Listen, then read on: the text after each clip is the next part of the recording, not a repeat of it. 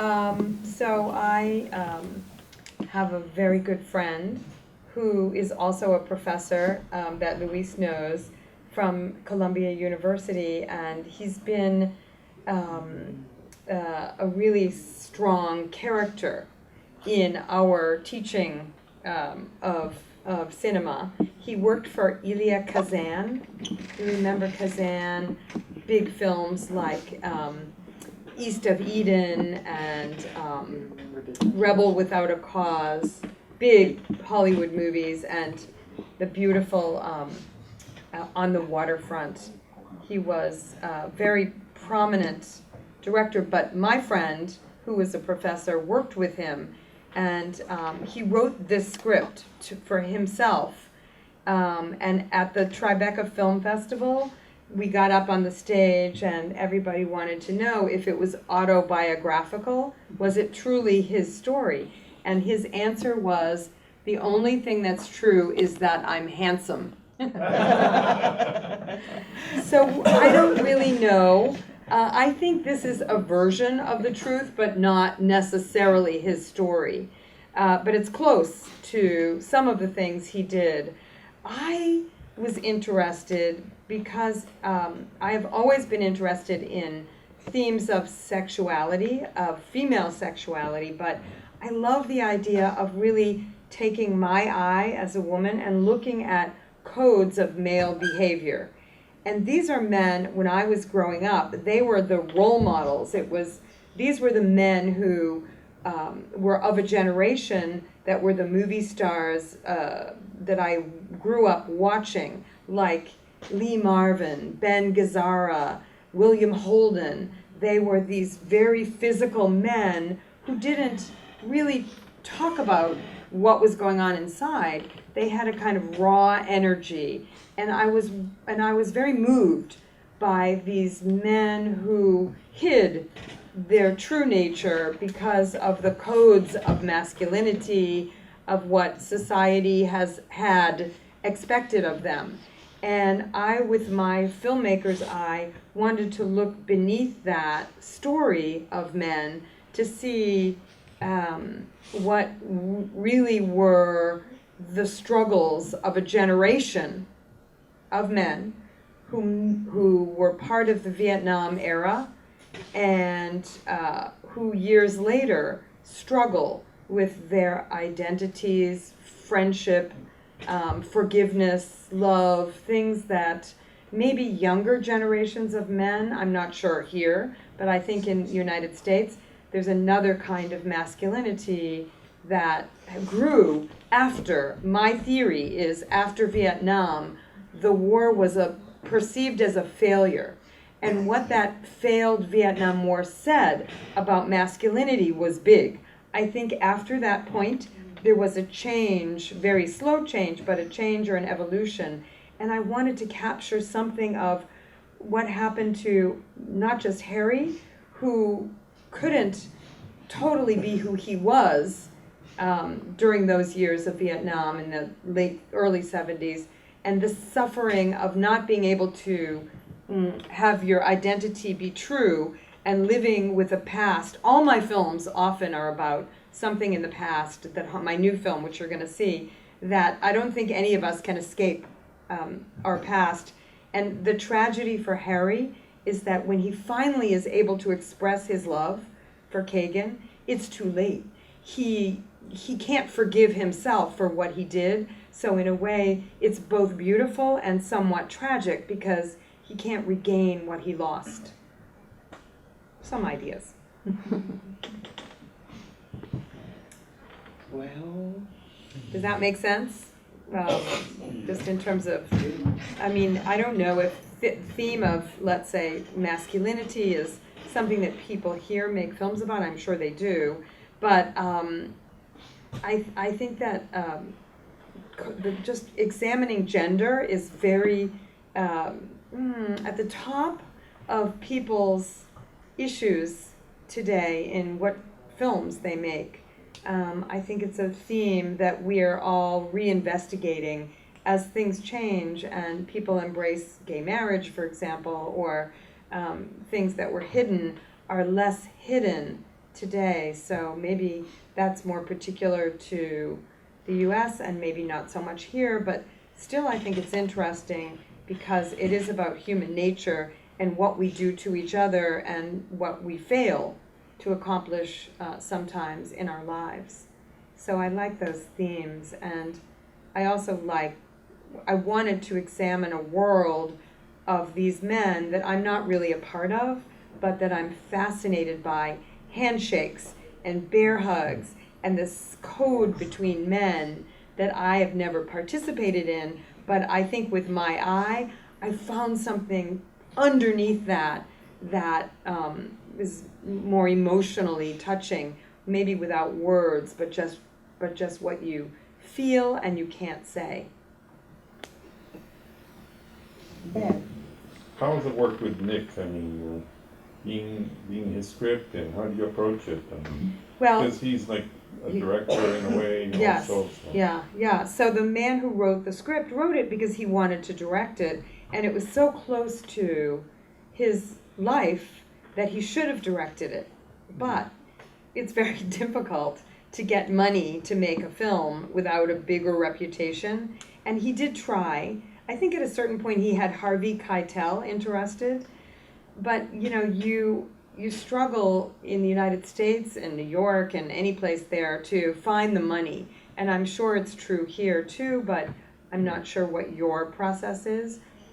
He couldn't find a way for himself, and he's so different. I mean, Luis knows us both. We couldn't be, more different to each other. Like, we lived a different history. Everything that kind of I fought for, he was somewhat intimidated by, strong female women who, not totally. I mean, he gives the appearance of being a man with bravado, but underneath he is like all the guys in the film. You know him. He's soft on the inside and hard on the outside.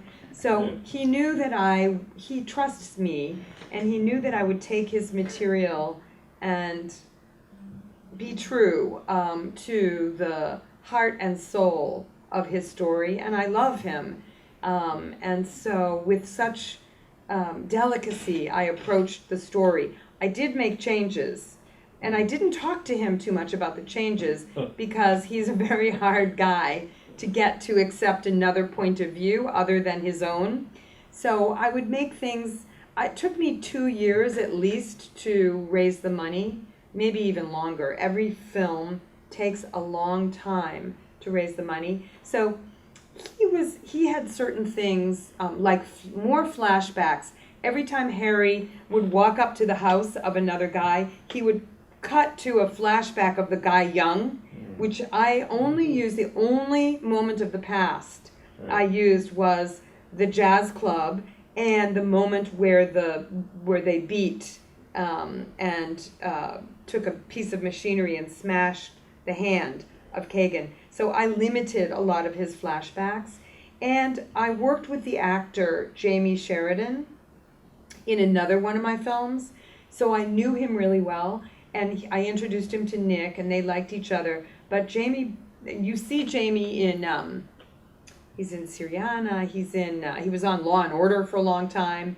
he's in Ice Storm with Ang Lee, he's in Spotlight, the new film that just came out last year, he's now in Scully, the movie that Clint Eastwood made. So he's kind of a character actor, but he's from that generation, so he added a lot of his own, not words so much, but interpretation.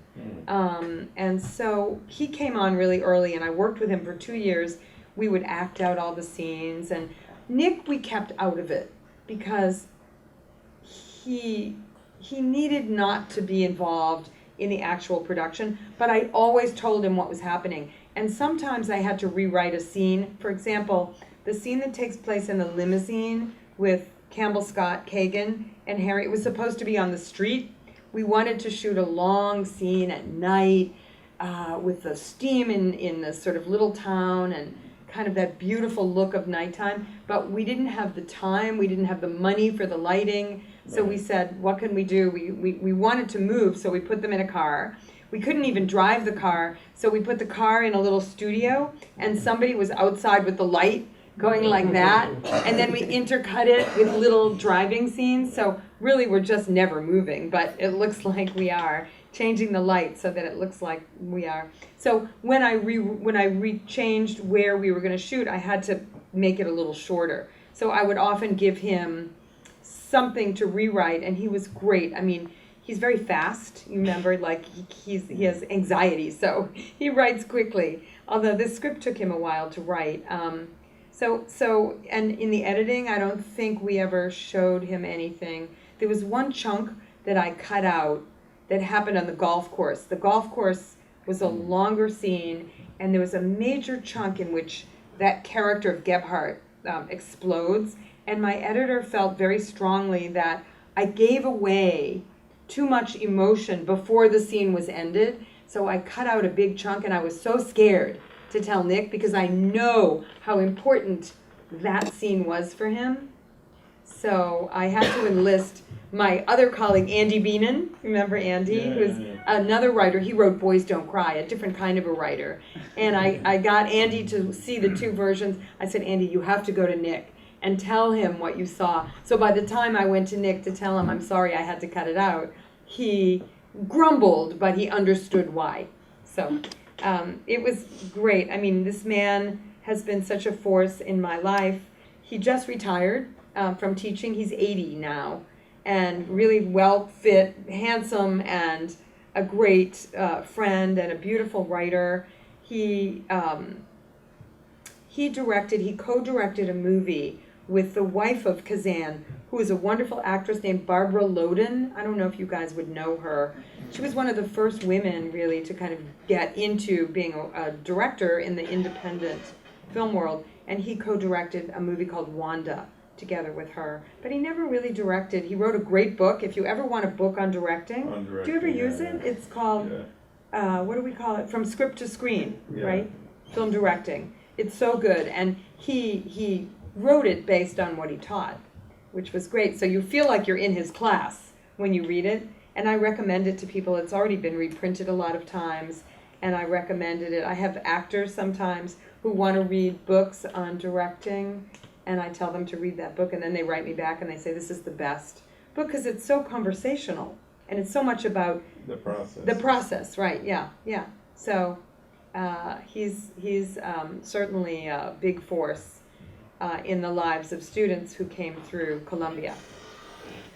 And Beth, you mix, besides the sexuality, this thing that is important to you, there's a kind of road movie also, and you visit American traditional. Yes. So, and as you said, you like to use memory, and it's also something that is regular in your all my work. Yes. Yeah. So, could you tell me about what American you decided to show? Because you have so many. Yeah, it's true. The road movie is so classic, right? And here, kind of, the road movie here is almost an excuse. You know, the main story isn't the road movie.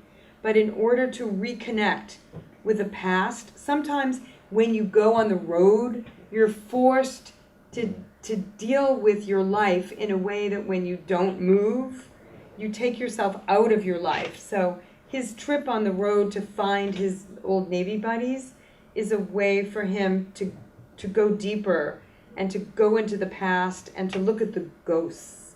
I think road movies often are about finding something hidden that you didn't know about, or you knew but you didn't really want to think about it. And so it's a kind of small town, East Coast in United States. So the East Coast is New York and Connecticut and North Carolina. So it's the East, but not the West. A lot of road movies are about the big country, like traveling through the middle of the United States and then getting to the West Coast, which is Los Angeles and California.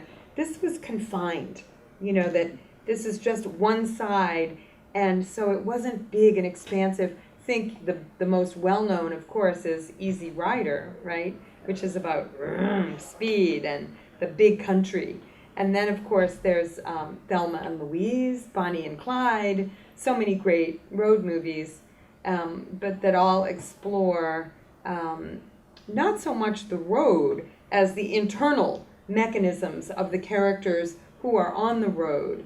So it's an interesting device. My second film, called Luminous Motion, which I don't know if we're showing that, maybe not, but it's also a road movie, and I had a theory that more like my dramatic premise, my like through line, which is that true movement, like we always think about wanting to move forward, true movement is internal movement, not external movement. And that's what I used as my mantra as a director, to always remember what was the spine of my story for that movie. Great. Yeah. I believe so. Yeah.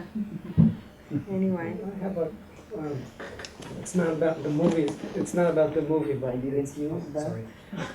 How does an independent fundraise, how do you raise funds for independent? Because we have a system Yeah. in Brazil that we have a tax Yeah. break, so I think it's much easier than the US.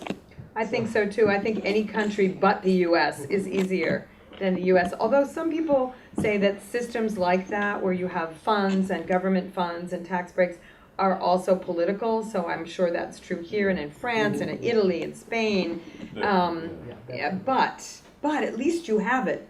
We have nothing. There's the United States doesn't really value artistic endeavors, except by virtue of an industry. So if you go to the industry, which is Hollywood, there's such a difficult path.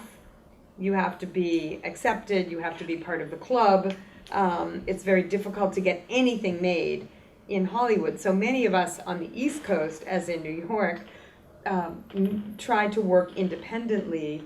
And there are many companies that have now been born that really want to work with independent directors and writers, and actors love independent films because they're not made by committee. In Hollywood, you have studios with many people who make decisions, and the decisions are money-based.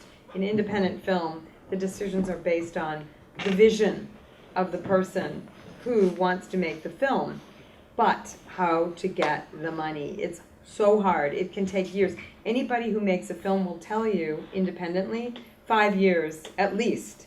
People will say, sometimes it took me 10 years to make this film, because you go to friends, you go to family, you go to anybody who might be an investor, and there are always investors from Wall Street, but it comes in waves depending on the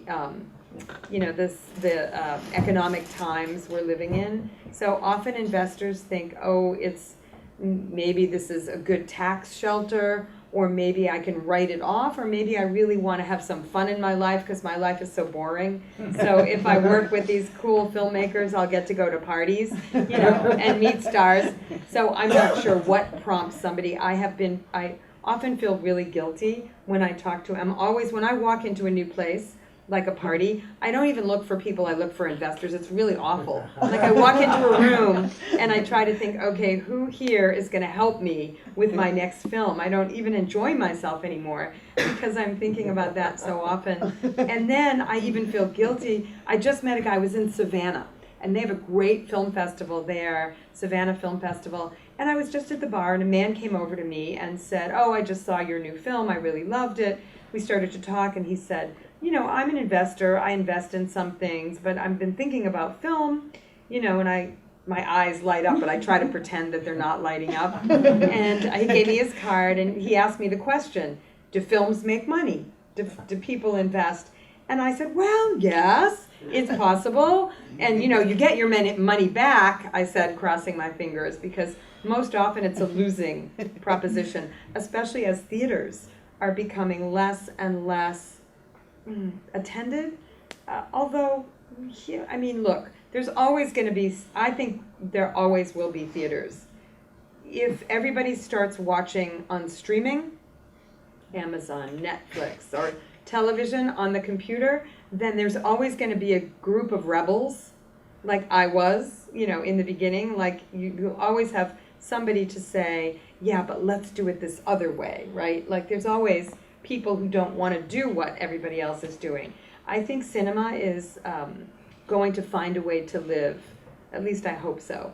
But it's hard to get people into a cinema. Distribution is difficult, even if after you make the film. How it works for independent film. Okay, so you find the money. Like Handsome Harry cost $800,000, under $1 million. I think really more like between $700,000 and $8.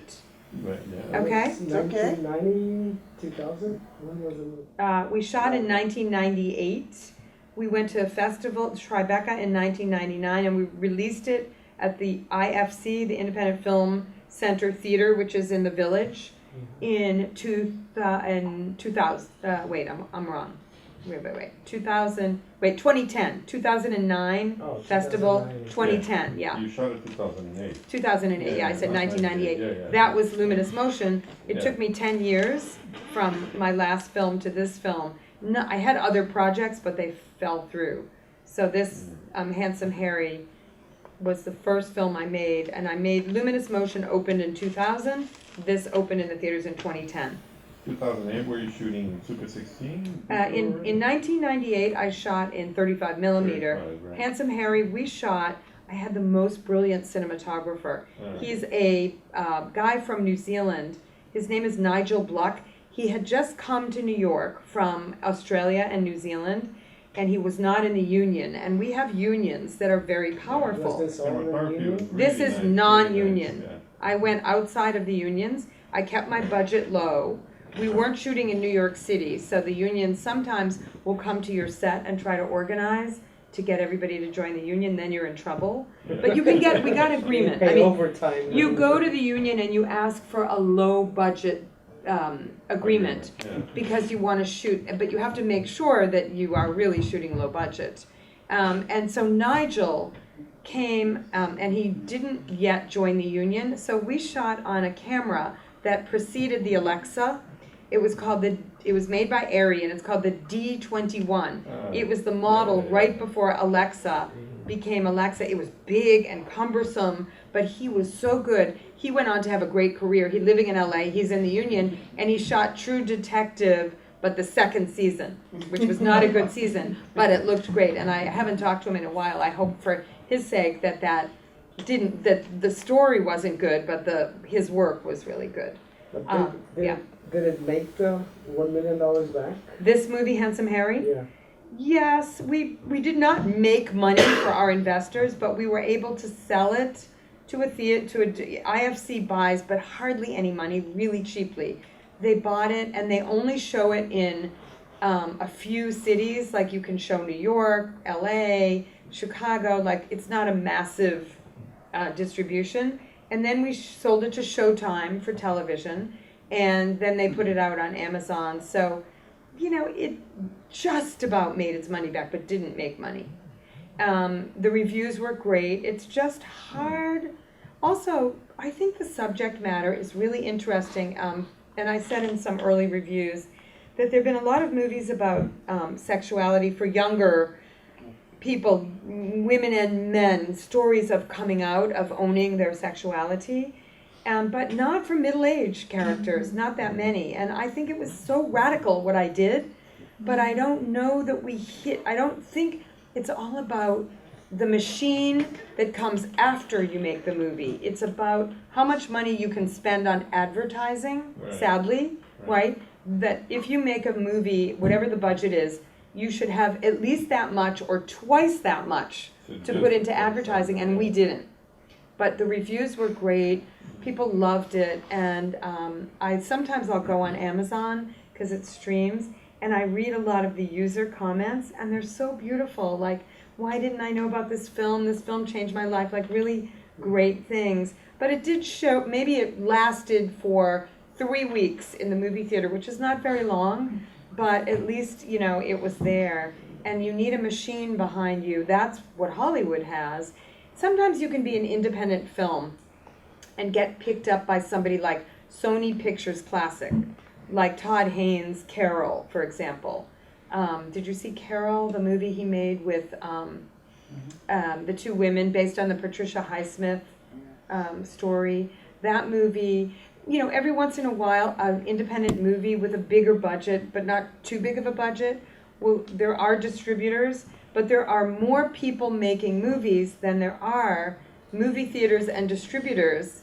And all the movie theaters in New York show the same 5 films. So it's very difficult. It's a stupid industry. It's so stupid, and yet we are attracted to it like a moth to the light of the screen, because the possibility and what we love in our own cinematic experience, even from when we're young, that feeling of sitting in a dark theater and everything before the movie starts is so exciting. The lights go out and the possibilities are enormous, and then the first image comes on and it's bigger than life, and there's nothing like that experience. Theater is different, you know, because you're watching live, but this is magnified. It's so big that it transports you, and maybe the future generations, I hope that they don't lose this experience, but they might, in which case watching a video, watching on your computer is nothing. You know, you do 5 other things, but being in this room and rooms like this all over the world, I think there's nothing like this experience, and we would be a very sad culture to not have it, but who knows? I can't predict the future. Yeah. So it is hard, and most people who make independent films maybe sometimes never see the light of day. Do you know that Sundance Film Festival gets maybe 4,000 submissions and they take 30, you know, or 25, and for shorts at least that much, you know, it's crazy. And the means of production are cheaper, right? Cameras are not hard. You can edit on your computer. You can make films cheaply, but so what do you do with them later? You can post them. You could put them up on iTunes, or you could put them up on YouTube, or hopefully you can find a search engine or, you know, a place that will put them up for you. But there's so much out there. How do you call attention to what you make? So I don't know. I mean, I have this mindset that I think that the means of production have become so easy that there's too much democracy. Is that possible? I want to tell you about an article I read about Trump in the United States, and it was a brilliant article by a journalist in the New Yorker magazine, which quoted Plato and talked about that sometimes democracy becomes so powerful that it creates a kind of almost chaos, and in that chaos comes a tyrant. And that tyrant has been trying to rise in the United States, but hopefully will not be able to. But in this culture of too much ease, well, maybe cinema will die because it's too easy to make things and not enough ways of seeing the good things or the special things. There's so much out there. Is too much going to kill the specialité, the specialness of what a movie is? I don't know. I hope not. Like you. Yeah. Yeah. Any question more? Please.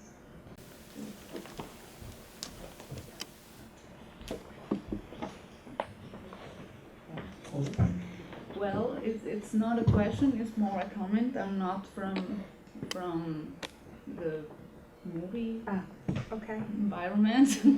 I am psychologist, and thank you for your film. And when you say you had a theory about masculinity and how all those behaviors have something else that is not right in, Yes. Yeah. in the surface. I was thinking how psychology have failed to the world, you know, in giving useful categories to talk about sexuality. So now we have this the LGTB, Yes. Yeah. ABCDEFG, yeah. all the letters, and I think it's a symptom of the things we don't know about our own sexuality. Yeah. And well, I just to That's, think. yeah, that's interesting. I hope that you come to the next movie, which starts at 7, because it's about a psychologist, Oh. about a patient and a psychologist. He's a child psychologist who had given expert witness testimony in trial about a boy who was accused of murder when he was 11 years old. But the story takes place when the boy is older. And so it's really about a psychiatrist and a patient. And I agree with you that in a way psychology cannot explain certain things. And I think that's what I'm so interested in human nature. And I'm interested in the dark side of human nature. I sometimes wish I made really positive films. Like sometimes I see my friends who make these feel-good films and you come out like, wow, I just don't know how to make those kind of films. So mine are darker. But I think that there is that element of deep secrets and darkness. And I'm so interested in codes of behavior and language or what's not said. Yeah, I think you would really enjoy the next film. I've had a lot of psychologists and people who study see it, and I've had good and interesting discussions about the boundaries and the lines in psychology. Let's work together. Yes, yes.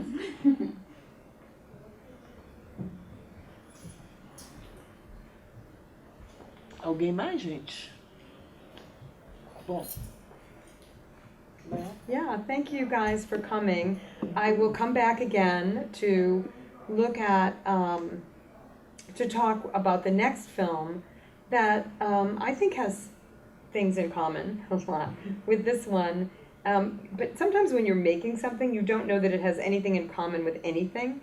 It's not until I step back in this process, I so enjoy this time in my making the movie when I get to take a step back and think about, oh, what is the movie really about? Like when I'm making it, I have an idea, and then you kind of get lost in the technicalities of performance and sculpting the visual and the performance, and then you're in the editing room and you're remaking the film in the editing room because you see what's strong, what works, and then you get the sound and the music, and finally you get this, which is you take a step back and you really think about what you've just done in another way. So it's really fun to be able to do that. So I'm glad to be here. And the next film, I think you'll see some things in common with this film. Certainly the idea of the past and how we cannot escape our past. And I could talk about that forever, but let's wait. Thank you, Beth.